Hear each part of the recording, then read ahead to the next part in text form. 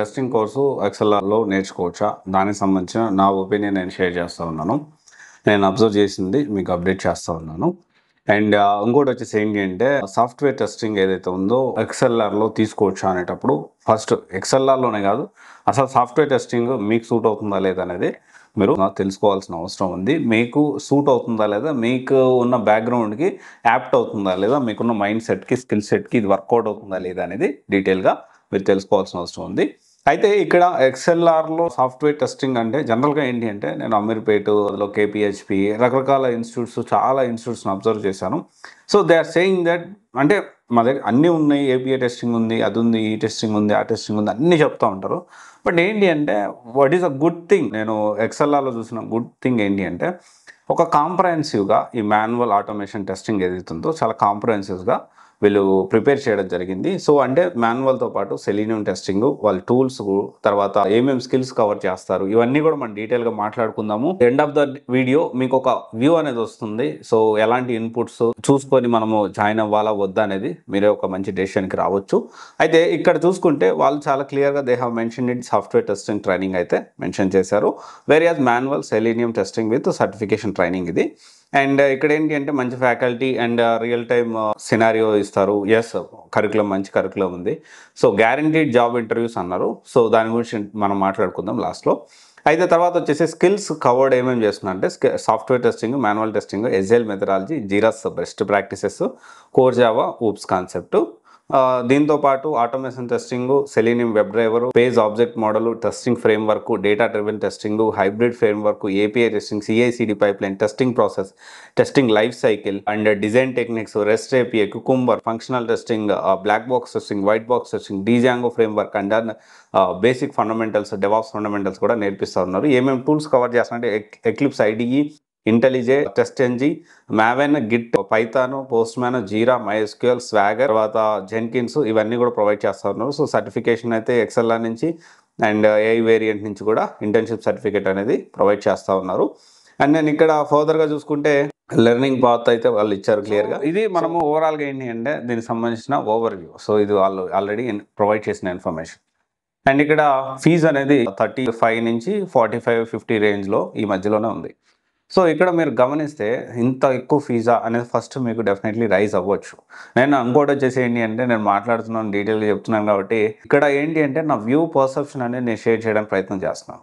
Okay, if it is good definitely good అని చెప్పాలి. If it is bad, bad అని చెప్పకపోయినా దాని గురించి డీటెయిల్గా ఎక్స్ప్లెనేషన్ అయితే మనం చేస్తూ ఉంటాము. మనం బ్యాడ్ అని ఎప్పుడు చెప్పము. సో ఎందుకంటే మనం కొన్న లిమిటేషన్స్తోనే మనం మాట్లాడడం జరుగుతుంది.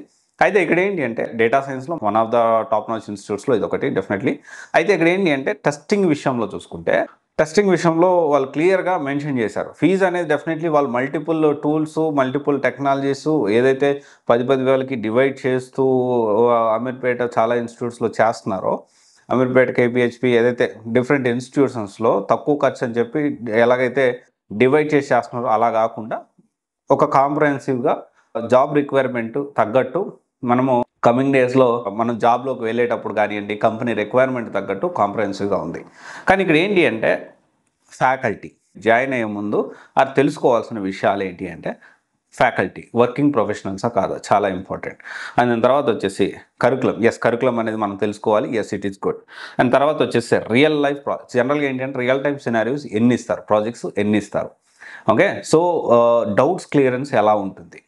ఓకే, అండ్ తర్వాత వచ్చేసి ఏంటి అంటే గ్యారంటీడ్ జాబ్ ఇంటర్వ్యూస్ అని చెప్పి స్టార్టింగ్లో చెప్పారు. ఎన్ని ఇంటర్వ్యూస్ పెట్టిస్తారు, ఇది ఖచ్చితంగా మీరు తీసుకోండి. అండ్ డెఫినెట్లీ మీరు ఏ ఇన్స్టిట్యూట్లో జాయిన్ అయినా ఎప్పుడైనా కానీ ఒక పాయింట్ అయితే ఖచ్చితంగా మీరు తెలుసుకోండి, రిఫండ్ పాలసీ ఏంటి.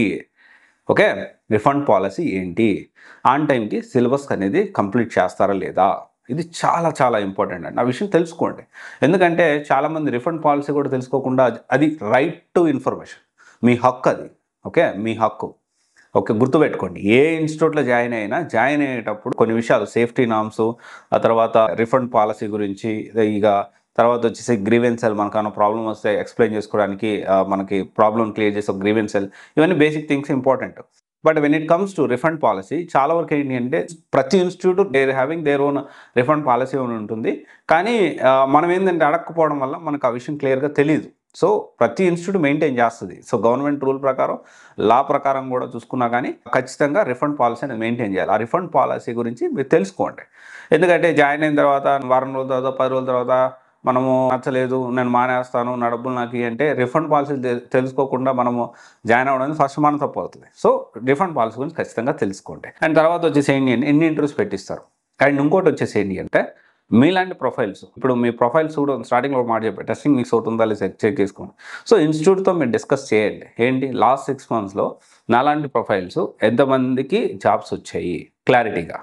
ఒకవేళ సిమిలర్గా ఉండవు, నాలాంటి ప్రొఫైల్స్ అంటే సేమ్ టెక్నాలజీ అట్లా కాకపోయినా సిమిలర్, అంటే సేమ్ బ్రాంచ్ అది కాకపోయినా సిమిలర్గా ఉండే ప్రొఫైల్స్ ఎలా ఉన్నాయి, ఎలాంటి కంపెనీస్లో వాళ్ళకి జాబ్లు వచ్చాయి, ఎంత ప్యాకేజ్లు వచ్చాయి, ఈ డీటెయిల్గా తెలుసుకోండి. ఛానల్గా ఏంటి అంటే ఎవరికైనా జాబ్ వస్తే వాళ్ళు డెఫినెట్లీ ఎదుగు మా స్టూడెంట్కి జాబ్ వచ్చిందని చెప్పుకుంటున్నారు. That is very good thing.